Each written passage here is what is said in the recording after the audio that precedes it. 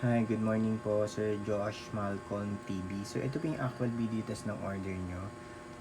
Palit GeForce GTX 1050 Ti 4GB, Dual Fan Storm X Edition. Yan po, so yung fan, napakatahimik lang. May 6-pin power connector po siya, ayan, yung gagaling sa power supply. Recommended po namin power supply dito na rated at branded lang po. 450 watts, okay na po yun. Kung generic po, sir, as much as possible, palitan nyo na po. At least 450 watts na rated at branded po yung gamitin natin. Para mas tumagal yung video card natin. Alright?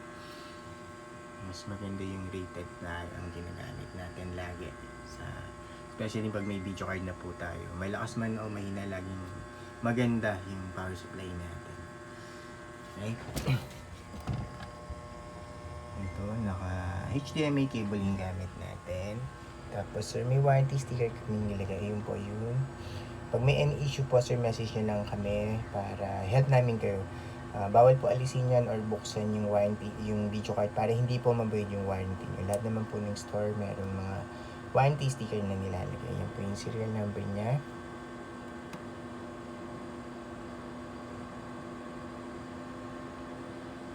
Yung model po ng video card. Tapos ito, meron pa rin naman po siyang warranty sticker ng palit. Yan po yung medyo nag-paid lang sir. So it means na repair, na open or na repair. Guaranteed po namin yun. Alright. Napakatahimik lang ng pan. Ito po, tinetest namin sa Permark. Ayan. Time running na dito. 3 minutes, 45 seconds. Yan po yung GPU reading niya. Then, tignan nyo po yung graph. Napaka-smooth and stable lang. Straight na straight. Stable na stable lang po. Ito yung buong view.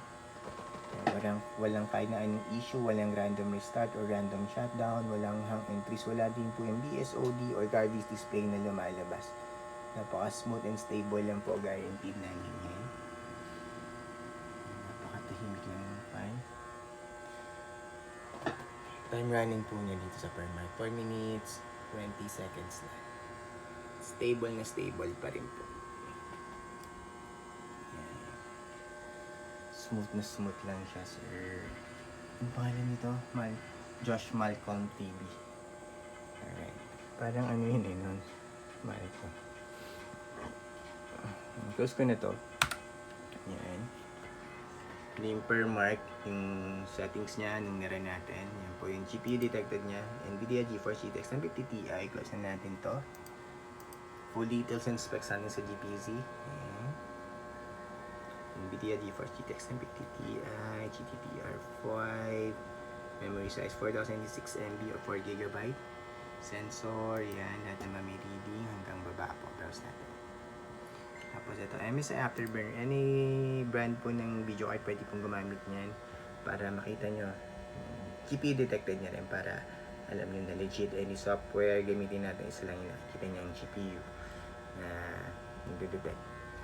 Tapos device manager, pakita din natin. Sina? Tagal lumabas niya. Display adapters po. NVIDIA GeForce GTX 1050 Ti. Alright. Tapos, open tayo ng Sir Malcolm HTTP. Yan po yung order nyo. Alright. New tab lang tayo, sir. PH time now para alam nyo real time, kailan po namin na-record ng video test before po namin i-ship out today.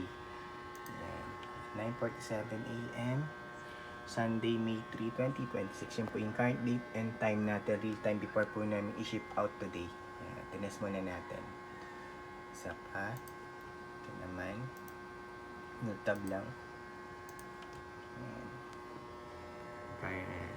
And same lang po. 9:47 AM Sunday, May 3, 2026.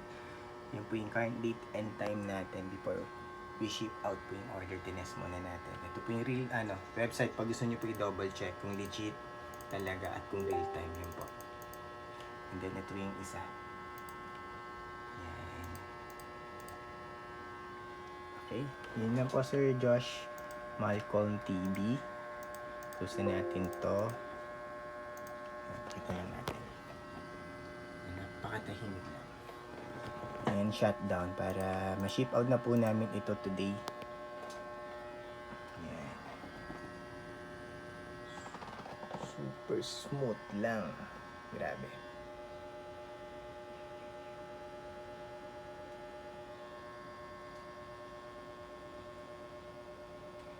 Shutting out. And shutdown. So, meron lang siyang konting, yan, may konting gas-gas lang siya, sir, siguro. Yung pag-deliver sa amin, gas-gas lang ng konti. Yan. Pero, nothing to worry, hindi naman siya makaka-affect sa performance. Yan, yung fine, walang sira, walang putol, original po yung lahat.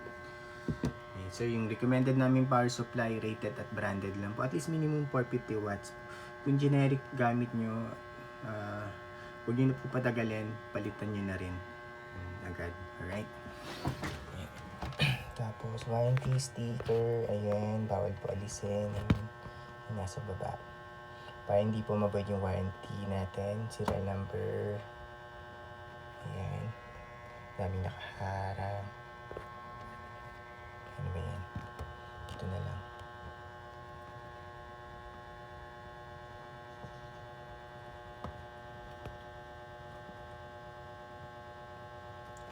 Tapos yan. Ito may warranty sticker pa rin siya ng ano yan. So, yun lang po, Sir Malcolm. Thank you po. Bye.